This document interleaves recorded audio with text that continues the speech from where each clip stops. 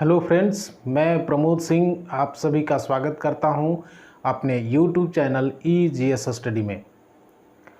आज हम झारखंड के किसी भी सीरीज़ पर बात नहीं करने वाले हैं। आज बात करेंगे झारखंड सरकार के द्वारा पारित नियमावली, जो JSSC की नियमावली है उसके बारे में बात करेंगे और उसमें जो कुछ महत्वपूर्ण परिवर्तन किए गए हैं उसके बारे में हम लोग डिस्कस करेंगे, क्योंकि जानना इसको ज़रूरी है। क्योंकि आपको भी मालूम है कि जब तक आप किसी युद्ध में जाते हैं और युद्ध के तरीके और उसके बारे में उसकी पूरी जानकारी नहीं मालूम है तो आप युद्ध किसी भी स्थिति में नहीं जीत सकते। तो उसी तरीके से यदि आप जिस परीक्षा में अपियर होना चाहते हैं उस परीक्षा के विधि या प्रोसेस के बारे में आपको जानकारी नहीं है तो आप उस परीक्षा को क्वालिफाइड नहीं कर पाएंगे। इसीलिए मैंने सोचा कि आज मैं आप सभी को झारखंड में जो बोर्ड है JSSC उसमें जो परिवर्तन किए गए हैं उससे संबंधित चीज़ों को मैं आपको शेयर करूं। तो आज उसी के बारे में हम आपसे डिस्कस कर रहे हैं। आइए शुरू करते हैं JSSC की नियमावली को, जिसमें कुछ परिवर्तन किए गए हैं। क्योंकि जैसा कि झारखंड सरकार में हेमंत सोरेन के आने के बाद से ही ये लगातार कयास लगाए जा रहे थे कि यह रघुवर सरकार के दौरान किए गए जो भी नीतियां थी उनको बदलेगी। तो उसी क्रम में झारखंड हेमंत सोरेन ने एक फैसला लिया जिसमें JSSC के जो पूरी प्रक्रिया है उसको बहुत कुछ परिवर्तित कर दिया गया है। यहाँ बात करें तो सब एक करके हम उसके महत्वपूर्ण फैक्ट्स को हम देखेंगे।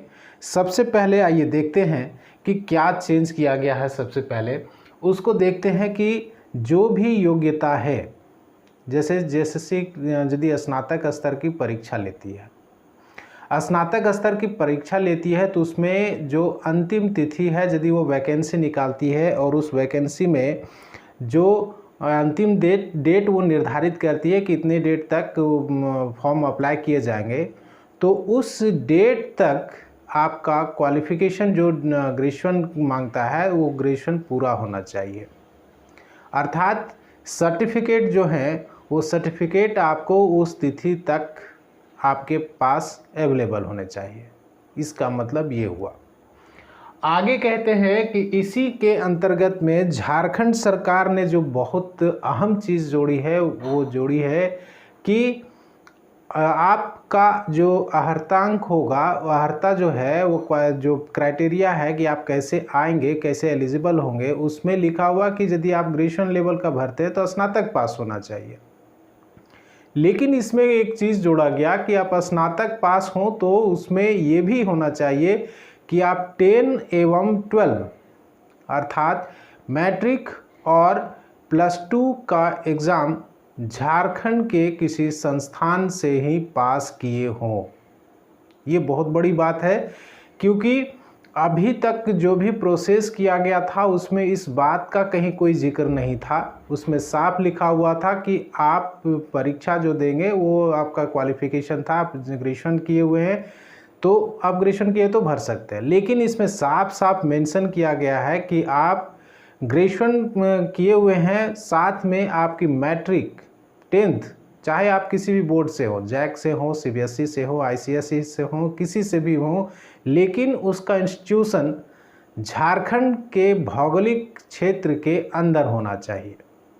ठीक है, तो तभी आप उस पद को भरने के एलिजिबल होंगे। ये बहुत बड़ी बात इसमें शामिल की गई है, इसको ध्यान में रखेंगे। आप मैट्रिक इंटर में यदि नहीं किए हैं, 10th कहीं से झारखंड से किए हैं, 12th कहीं और से किए हैं तो आप फॉर्म अप्लाई नहीं कर सकते, ये भी ध्यान रखेंगे। आगे दूसरी जो कहानी है, दूसरे जो चीज़ किए हैं वो किया गया है परीक्षा में न्यूनतम अहर्तांक को लेकर के। परीक्षा में जो मिनिमम क्वालिफाइंग मार्क्स जो तय किया गया है वो 40% किया गया है EWS और जनरल के लिए। EWS यानी कि इकोनॉमिक वीकर सेक्शन के लिए, जिसमें कि जनरल कैटेगरी के वैसे लोग आते हैं जो इकोनॉमिक रूप से वीक होते हैं, आपको भी मालूम होगा। तो इसमें EWS और जनरल दोनों को पास करने के लिए यानी कि मेरिट में लाने के लिए आप परीक्षा पास करेंगे तो आपको एटलीस्ट कम से कम 40% मार्क्स लाने होंगे। दूसरा जो किया गया, दूसरा इसमें किया गया है कि SC ST के और महिलाओं के लिए, SC ST शेड्यूल्ड कास्ट और शेड्यूल्ड ट्राइब, अनुसूचित जाति और अनुसूचित जनजाति एवं महिलाओं के लिए ये जो क्वालिफाइंग मार्क्स है वो 32% किया गया है। ठीक है, 32% किया गया है महिलाओं के लिए, SC के लिए एवं ST के लिए, यानी कि वो 32% यदि मार्क्स ले आते हैं एटलीस्ट कम से कम तो वे काउंट में किए जाएंगे, यानी कि उनको परीक्षा मेरिट लिस्ट में शामिल किया जा सकता है, किया जा सकता है। हम आपको बता रहे हैं कि क्यों ऐसा हम बता रहे हैं। ठीक है, आगे कहता है कि OBC 1 BC 1 जो है उसमें जो कैंडिडेट हैं उनको 34% मार्क्स लाने होंगे। ठीक है, 34% मार्क्स लाने होंगे किसको, BC 1 जिसको कहते हैं, BC 1 की कैटेगरी वाले कैंडिडेट को कितना परसेंट, एटलीस्ट कम से कम 34% मार्क्स लाने होंगे, तभी वो आगे के प्रोसेस के लिए एलिजिबल होंगे। आगे कहता है कि BC 2 के जो छात्र हैं उनको 36.5% मार्क्स लाने होंगे। ठीक है, 36.5% मार्क्स लाने होंगे। उसके बाद आदिम जनजाति के जो लोग हैं, आदिम जनजाति में जो छात्र आते हैं उन छात्रों को कहा गया है कि यदि वे 30% भी ले आते हैं तो वे एलिजिबल होंगे मेरिट के लिए। अब आपको यहाँ ध्यान में रखना है कि सपोज दैट जो मेंस का एग्ज़ाम होता है, आपको आगे बताएंगे कि पीटी अब यहाँ नहीं लिया जाएगा। झारखंड के ग्रेजुएशन लेवल पर जो JSSC जो एग्ज़ाम लेगी उसमें पीटी नहीं होगा, अब डायरेक्ट मेंस होगा।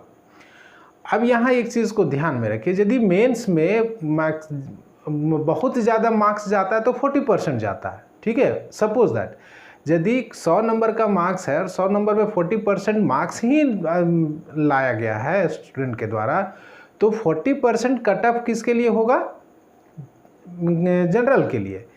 लेकिन और इसी के अनुसार, लेकिन यदि मैक्सिमम स्टूडेंट 80% मार्क्स लाए हैं तो फिर आप ध्यान रखेंगे कि उसके अकॉर्डिंग ये मार्क्स जाएगा।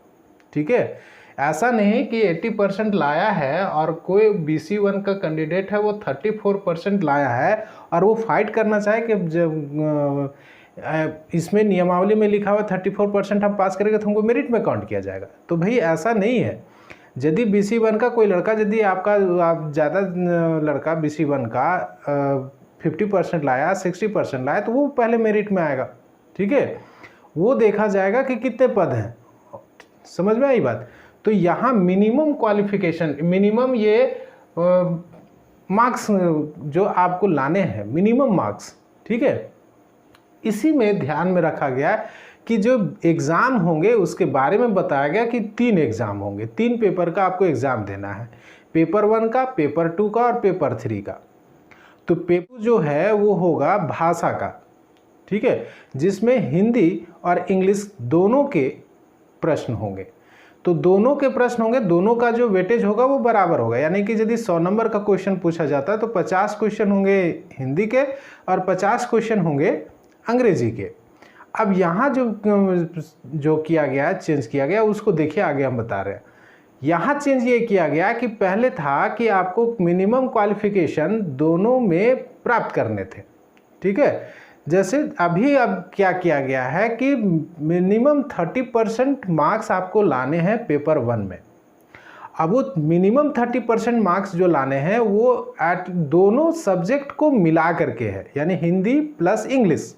ठीक है, आपका यदि मार्क्स हिंदी में ही 30 नंबर हो जाता है तो इंग्लिश में 0 भी है तो कोई बात नहीं, 30 नंबर लाना है, आपका 30 नंबर आ गया।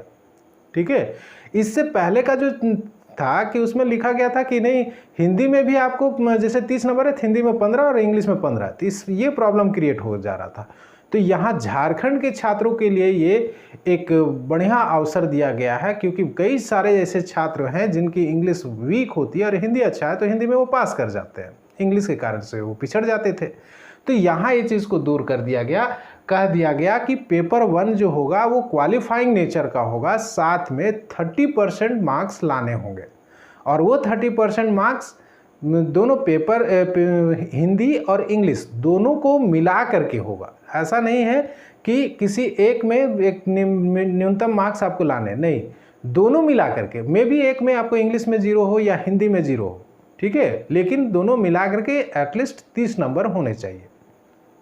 अब पेपर 2 की बात करें तो पेपर 2 में कहा गया है 12 भाषाओं को आपको ऑप्शन दिया गया। 12 भाषाएं दी गई हैं। उस 12 भाषाओं में आपको किसी एक लैंग्वेज को चूज़ करना है, ठीक है। उस लैंग्वेज, जिस लैंग्वेज को आप चूज़ करते हैं उसमें से आपकी परीक्षा ली जाएगी और मिनिमम मार्क्स जो आपको है कम से कम 30% लाना है। अब यहाँ ध्यान में रखिए कि पेपर 2 और पेपर 3 ये दोनों से आपका मेरिट बनेगा, तो आप जितना मैक्सिमम नंबर ले आएँ आपके लिए बेनिफिट करेगा वो। तो एटलीस्ट कम से कम 30% लाना है, मैक्सिमम आप जितना ले जाए, ठीक है। तो पेपर 2 जो है वो रीजनल लैंग्वेज और प्लस ट्राइबल लैंग्वेज जो है, जिसमें कि रीजनल लैंग्वेज और ट्राइबल लैंग्वेज को 12 भाषाओं दोनों को यदि मिला करके देखें तो 12 भाषाएं। अब उसको यदि आप लैंग्वेज को ध्यान में रख लें कि कौन कौन सा लैंग्वेज है, तो उर्दू, कुरमाली, खोरठा, नागपुरी, पंचपरगनिया, उड़िया, संथाली, मुंडारी, हो, खड़िया, कुड़ुक और बांग्ला, ये 12 भाषाएं हैं, ठीक है। एक बार फिर से सुन लीजिए, उर्दू, कुरमाली, खोरठा, नागपुरी, पंचपरगनिया, उड़िया, संथाली, मुंडारी, हो, खड़िया, कुड़ुक और बांग्ला, ये 12 भाषाएं हैं जिनमें से आपको चूज़ करना है। और इसी भाषाओं में से 2 भाषाओं को शामिल करने की मांग की जा रही है, जिसमें आपको बताए भी होंगे, अपने पिछले वीडियो में मैंने डिस्कस भी किया था कि हिंदी और भोजपुरी को शामिल करने की मांग की जा रही है। तो यहाँ झारखंड सरकार की अच्छी नीति है, अच्छी पॉलिसी लाई है कि उसने हिंदी और भोजपुरी को इसमें शामिल नहीं किया है, क्योंकि कई सारे छात्र ऐसे भी हैं जो हिंदी ना लेकर के रीजनल लैंग्वेज में वो अच्छे हैं। क्योंकि यदि आप हमारे ही बारे में बात करें तो हम ये झारखंड के रहने वाले हैं, हम अपने लोकल लैंग्वेज को बढ़िया से जानते हैं। तो लोकल यहाँ के लोगों के लिए लोकल लैंग्वेज को चूज़ करना आसान होगा और उनके लिए फ़ायदेमंद होगा। लेकिन जो बाहरी लड़के होंगे, चाहे आप बिहार के होंगे, चाहे दिल्ली वाले होंगे, चाहे अदर स्टेट वाले जो होंगे, उनके लिए आप रीजनल लैंग्वेज को पकड़ना और उसके मटेरियल्स का स्टडी करना ज़रा प्रॉब्लम क्रिएट करेगा।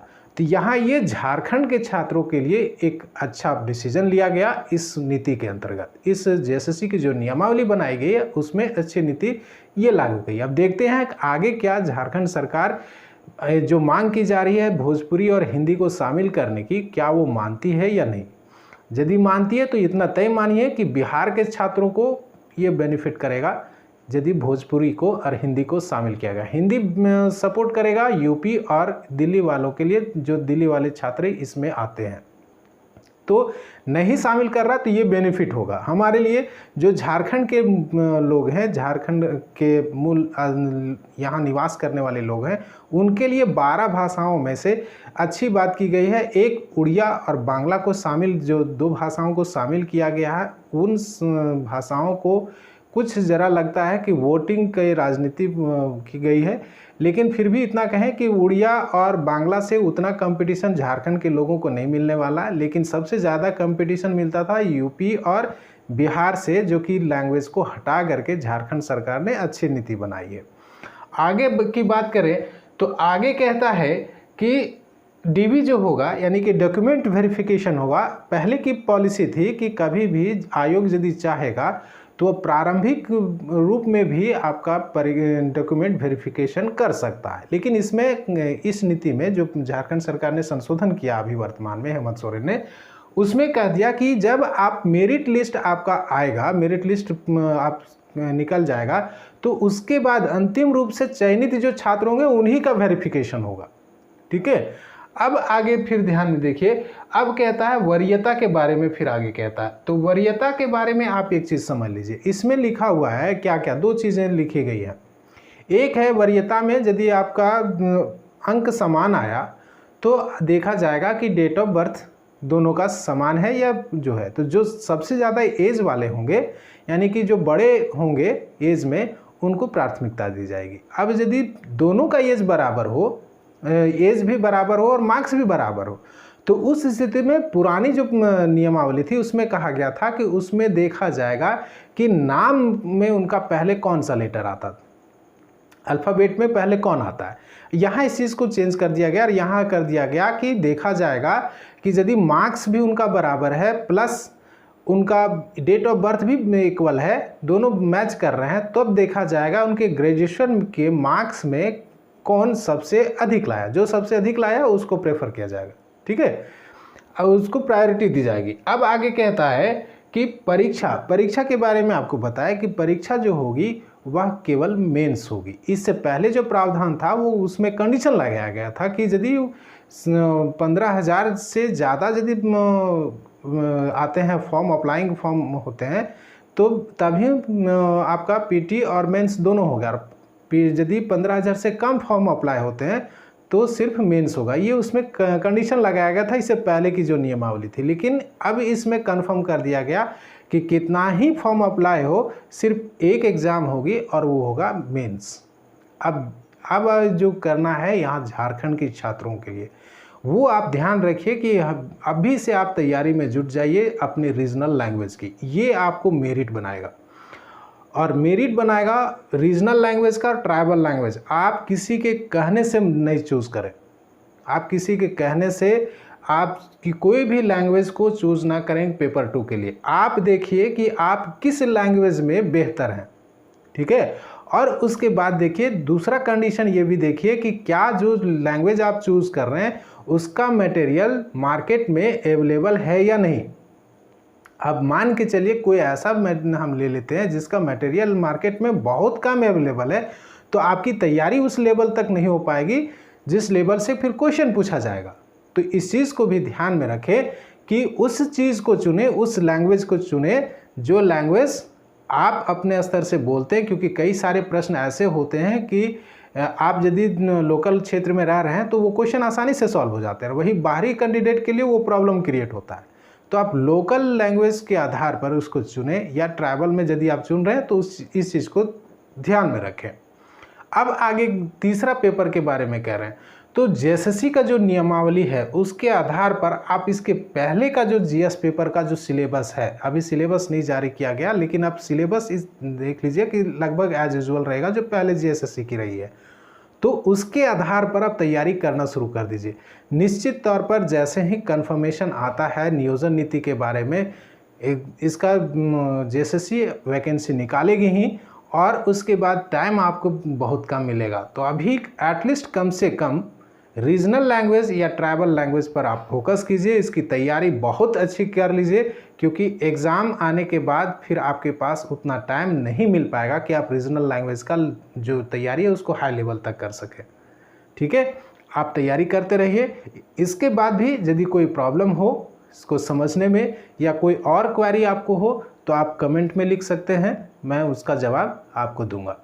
और उन सभी छात्रों से मैं ये कहना चाहूँगा कि शायद 1-2 दिन लेट हो कि मैं झारखंड का मटेरियल्स आपको टाइम पर नहीं अवेलेबल करवा पाऊँगा, क्योंकि कुछ डिपार्टमेंटल वर्क हैं उनको हमें पूरा करना है। तो इस बीच क्योंकि समय नहीं मिल पा रहा, तो जैसे ही समय मिलेगा 1-2 दिन में उसको मैं फिर से स्टार्ट कर दूँगा।